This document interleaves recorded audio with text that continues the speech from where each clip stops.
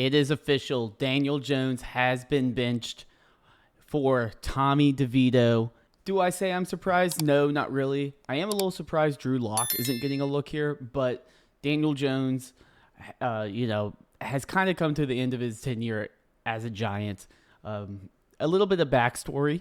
Obviously he was the 6th overall pick in 2019. He's played 6 seasons with the Giants and he's only won 24 games, 24, 44, and 1.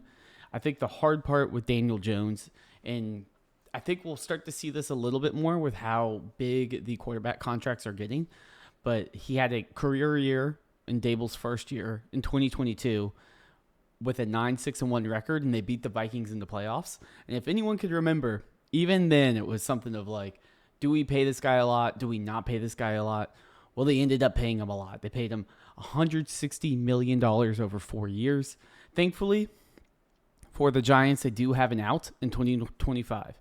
So they will be able to get him off the books. I mean, not completely off the books, but they'll be able to move on from him. Similar to kind of how Russell Wilson in Denver looked, I imagine, where they'll still have a lot of dead cap. Based on the numbers I see here, it says $22 million in dead cap. But it's something that looks like this is going to be, the end of the road for Daniel Jones in New York, which might be good for him. But in general, I think a big part of this is his injury contract, or there's an injury stipulation or something in his contract, and they just don't want they don't want the situation to get any worse than it is. So they're like, let's bench him. Let's just ride with DeVito. If DeVito gets hurt, it's not like we're on the hook for even more money. So that's kind of where I see why the situation is playing out right now, especially with the Giants kind of being officially axed by the Panthers. That will definitely do it to you. If you lose to the Panthers, you got to change something. So that makes sense. I know the team has come out before and said they believe Dable and their GM, I forget his name off the top of my head, both of them they got the security, but I have seen recent articles that Dable still might be coaching for his job, which is crazy to me. I think Dable's a good coach. I think that situation's a little bit rotten, but it really just goes to show you how people want to win. But I mean, I think 2 years ago, Dable was coach of the year, taking that 9-6-1 team to the playoffs and beating a Vikings team that was pretty loaded at the time with Kirk Cousins playing really well. So I mean, there's a lot that's transpired since then, and thankfully for us, we got to watch the Hard Knocks and kind of get a little inside sneak peek of what's going on there. But I get a lot of questions from this. Okay, like what should we do? Is Daniel Jones going to come back and take the league by storm? Is he like an Anthony Richardson situation? And the first thing I'll say is, like, Daniel Jones had 6 years, right? He had 6 years. If he was going to make it, we would have seen it by now. It's not an Anthony Richardson situation where he played 10 games and is 22. I mean, this guy has an injury history. This guy has not really developed year to year. I have no interest in him as a long-term option, and I don't think he'll play for the rest of the year. So do that what you may. I think both Jones and DeVito do have some value, but I think both are going to be considered kind of like a backup quarterback, which we can kind of, let me pull up real quick. I have Daniel Jones, the Daniel Jones page, right? So here's Daniel Jones currently. Let me full screen this. If we jump into, we can see obviously his market value. Keep Trade Cut's probably the quickest at updating. I know Draft Sharks also tends to update pretty quick. But Daniel Jones, obviously his value is plummeted. Currently sitting at QB 37 behind Gardner Minshew, which is crazy because Gardner Minshew is a starter, probably starter for the rest of the year. But still, I mean, I think this is fair value for him. What is Daniel Jones going forward? He's just a quarterback that could see playing time, not this year, but in the future. And that's why I honestly like a player like a DeVito. He's kind of like in the same range as Aiden O'Connell, in my opinion, where it's like Aiden O'Connell's on IR, doesn't really have long-term prospects, but it's probably worth a roster on any sort of, because I imagine he'll be a backup quarterback somewhere. So, and we can even see that with some of these trades, right? In no way should you give a second, right? This right here is insane. That's a bad deal. I don't know why you would do that. But like a fourth, I would give a fourth for Daniel Jones. I would do something like this where I'm like, okay, get rid of Gabe Davis, just hold a Daniel Jones for the future, knowing that in the future he might find a way to play, right? And I think the benefit of Daniel Jones as a backup quarterback, especially, is Daniel Jones has that rushing upside, which very few quarterbacks do, especially as a backup quarterback. We're going to be able to see him come in and lean on his legs. And for fantasy football, not for NFL football, but for fantasy football, that correlates directly to points. We want players that have to rely on their legs. There's a reason why I was so much more into Anthony Richardson than a Bryce Young type, right?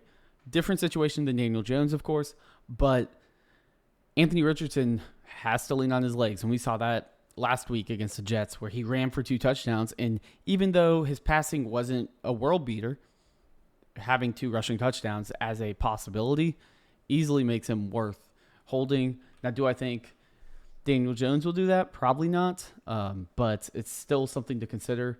Let me show you this real quick.